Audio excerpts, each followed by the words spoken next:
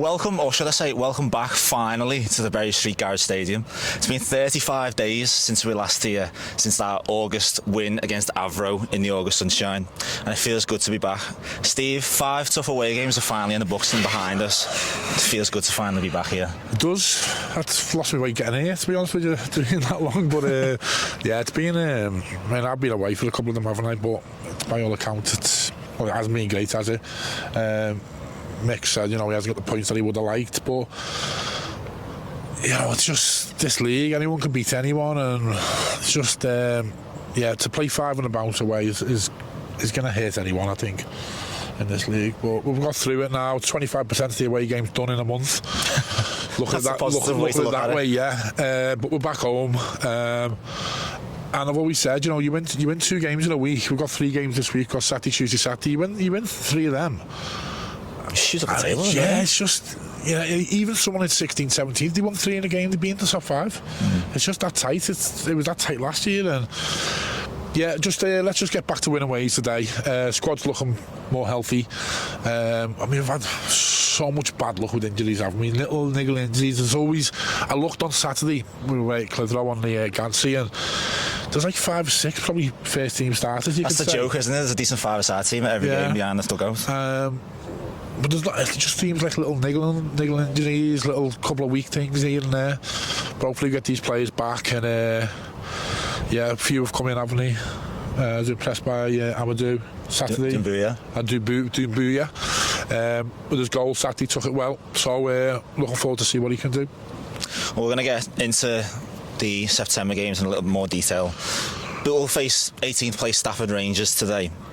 And before we discuss today's opponents, let's hear from the manager, Mick McGrath. Mick, it's been 35 days. Are you glad to be back at home? Yeah, amazing. Yeah, I've got to be honest, that we were so far away from playing at home, but look, new month, new positive energy. Is that what it's going to be, coming back home and a change of fortune, hopefully? Yeah, look, we're not going to hide the fact that it was a tough month. 5 away games on the bounce. Wasn't happy with the amount of points we got, but the positive thing is we're still in a good position. We haven't really moved, have we? But a couple of spaces, but yeah, we've just got to be positive and get back on the horse and start winning games again. Is the positive thing that those games are out the way now, rather than in December and January when they could be getting cancelled and rearranged? Yeah, I think you can look at it that way, but listen, we didn't get enough points what we wanted to get. But as I said, we're in 10 games into the season. We've accumulated more points than we ever have. We've been higher than we ever have. The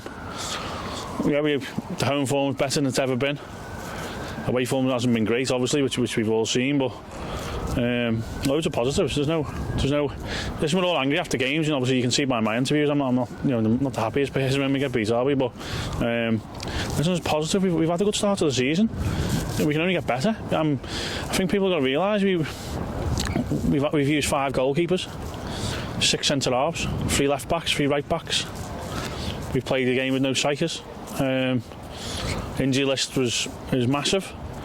So it's a bit, people don't see that, and positive is we're getting everyone back. Everyone's starting to come back. Our physio Kaz has done an amazing job getting people fit. So in the next week we should have a 99% fully fit squad to pick from, so it's all positive. It's obviously impact that you're looking for. In the last game you brought in Amadou Doumbouya and Lewis Riley, and you got an instant impact from them despite the defeat.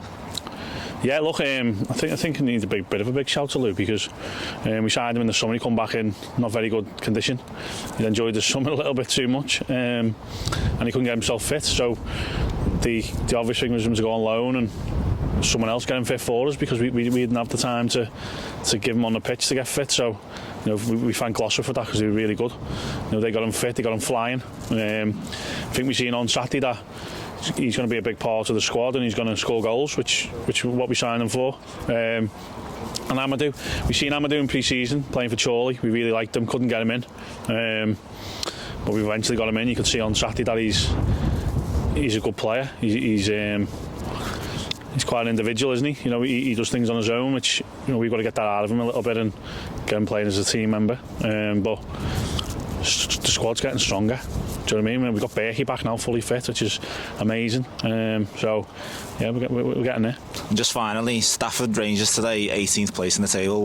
What do you expect from them today? Means nothing. Means absolutely nothing in this league.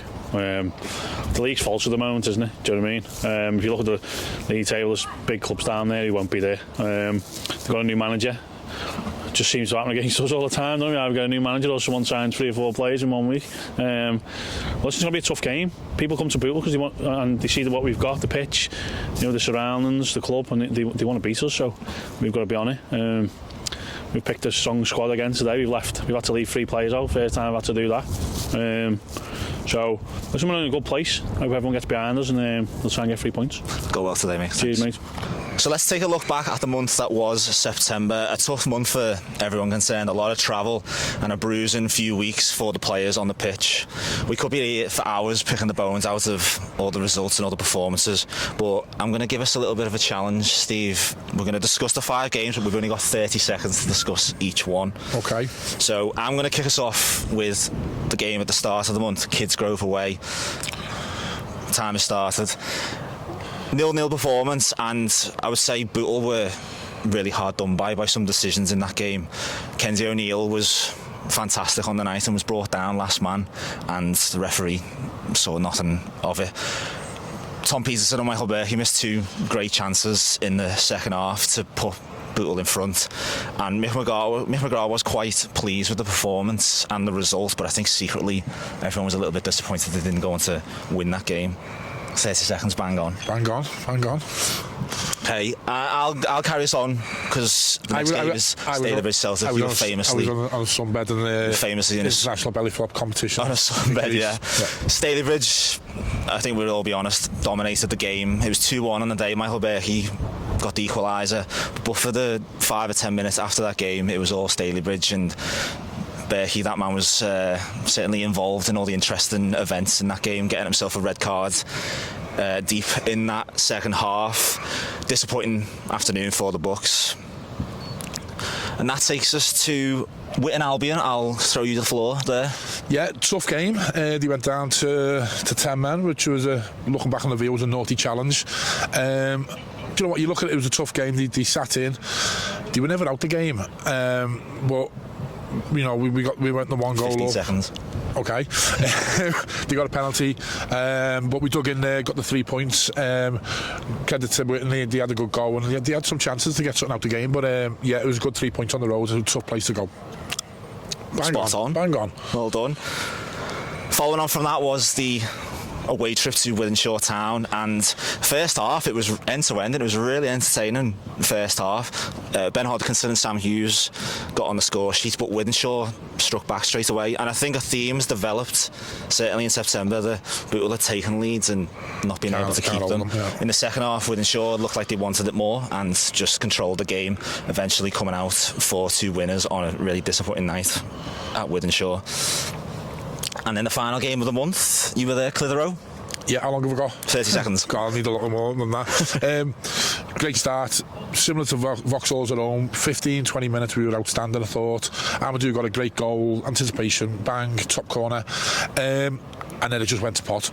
It did. They got there's one. There's no hiding away from it. They got a scruffy, scrappy equaliser.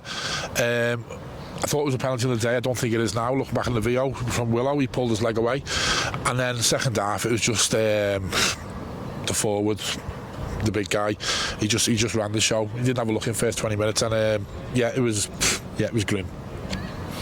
A little bit longer than 30 seconds, but I'll give you that because there was 8 goals. Could have been 10 minutes on that game. But the tough September is finally behind us, and now we can look forward to October and the coming months with a bit more anticipation, hopefully. So you'll notice we're standing in front of the Bootle Inclusion FC community stand, and whether you're new to Bootle Football Club or part of the furniture, you'll almost certainly have heard of Bootle Inclusion.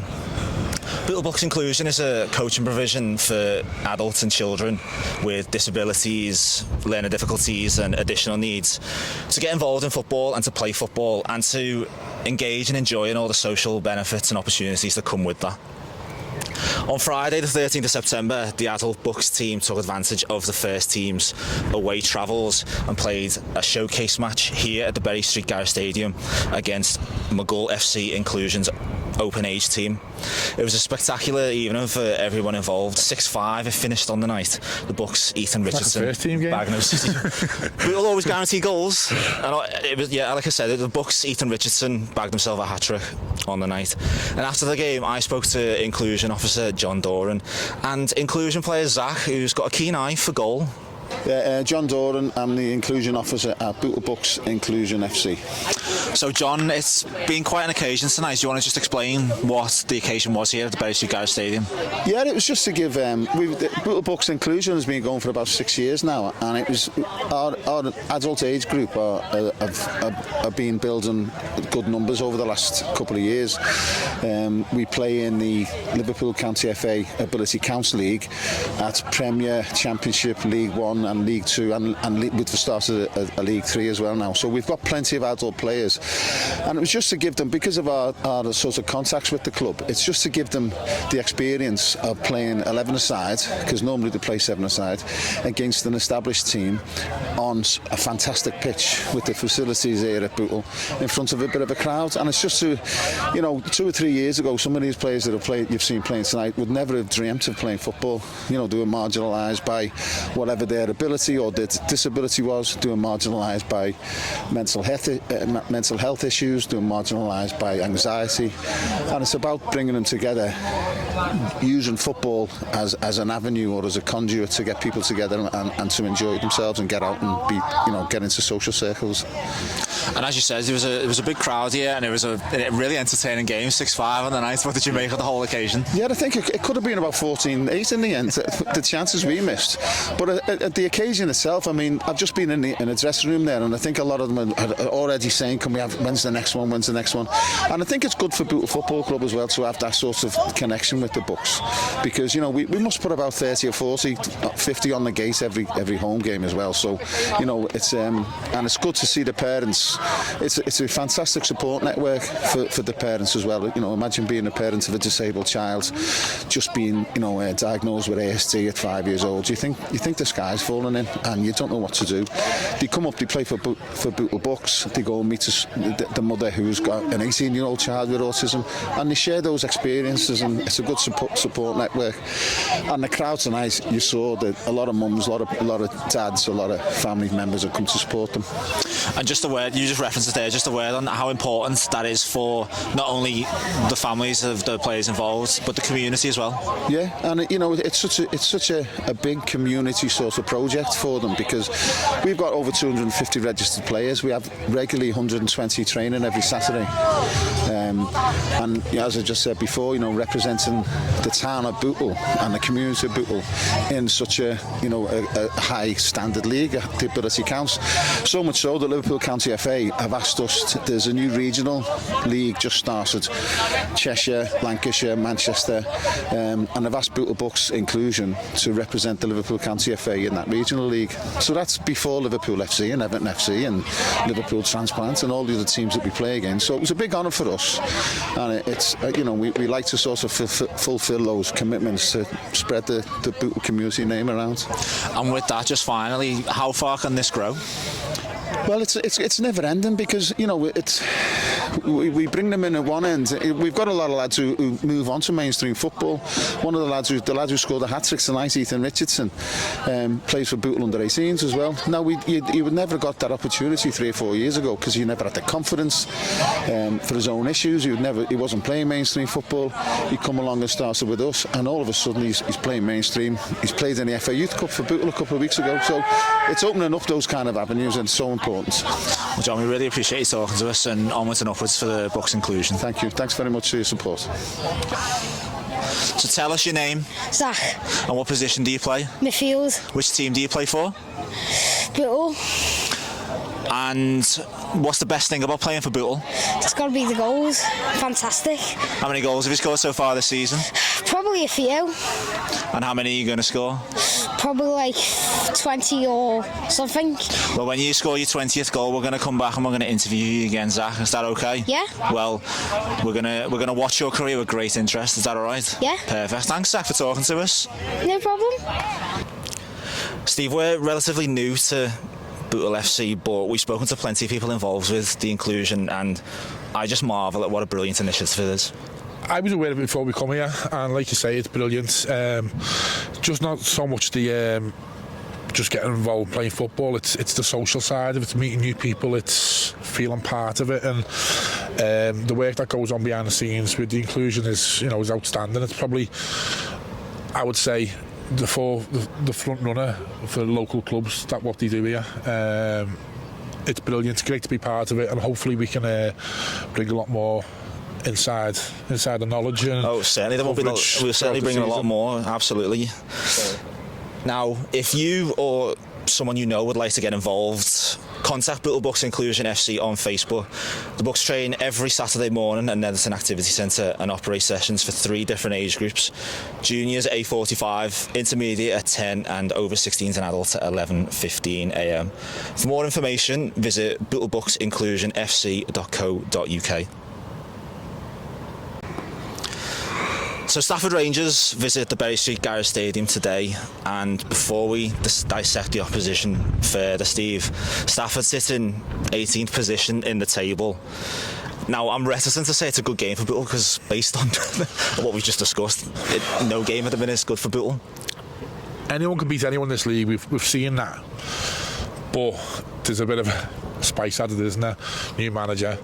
Could go either way. Could be, we might have brought in a few players, he gets the new manager bounce, or he could be and people come in and people don't know what they're doing and he doesn't get his instructions across. We don't know. We'll know at 5 o'clock tonight. But usually the new manager bounce create a bit of a bounce. And it always seems the case that you're trying to get back to winning ways and something like this pops up, but yeah, he might have brought a few people in. It might just be a bit disjointed. You just don't know what you're going to hear. So I can sort of answer that for you. So Rangers are winless in 4 and have only scored 1 goal in that period. Striker Dan Coughlin getting his 3rd goal of the season. The 4-0 home defeat last time out of Widnes did see the end of Dave Cook's tenure at the club, with Dale Belford stepping into the hot seat, and Belford will be joined by assistants Graham Deacon and John Pesaris. And as you rightly hinted to, Belford has been quick to bring in new players in the shape of Scott Wire from Prescott Cables, Ashley Fallon from Darlington Town, and curiously, on dual registration from Stafford Town, they brought in their own Michael McGrath. Mick McGrath? Yeah, I think it's technically McGrath, but McGrath, what we call it? It creates a narrative, doesn't it? Listen, there's only one Mick McGrath. There's only one Mick McGrath. But as you hinted at, we don't really know what to expect. No, you just don't know. Usually you will see a bounce. New manager, people, they get up forward, they want to impress the new manager. In essence, probably every player's on trial there now for the next couple of weeks, but you don't know. He can bring his ideas in, people a bit like, I don't know what to do here and whatever. They'll be licking the lips today, because if they're not scoring goals, they'll be looking at us going, these are conceding goals. So goals guaranteed. You know what? They'll come here, they'll see the pitch, lovely day, a bit windy, but they'll be up for this today, no doubt about it. And just hopefully the new bounce, the new manager bounce goes against them today. So looking to avoid that new manager bounce. Just one final line on the first team.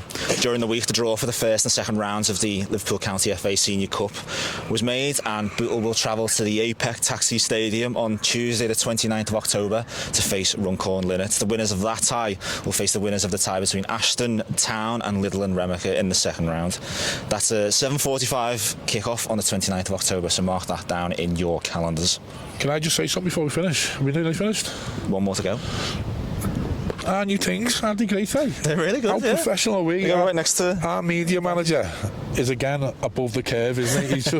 He's just on the ball. And I'm going to put it to you now: which club's going to copy us first? Because everything we do, we get copied, don't we? Well, we'll look at that with anticipation to see who it is. Yeah. Shout out to the media manager there. I'm sure you'll love that. Great stuff. Cheers, Alex.